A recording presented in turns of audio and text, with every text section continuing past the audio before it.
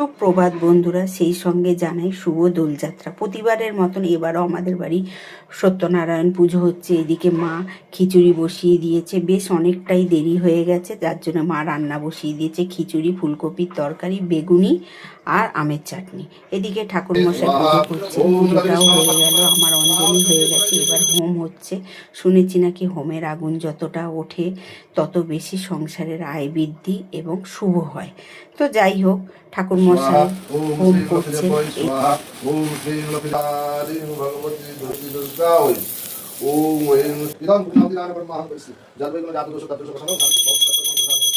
পুজো হয়ে গেল।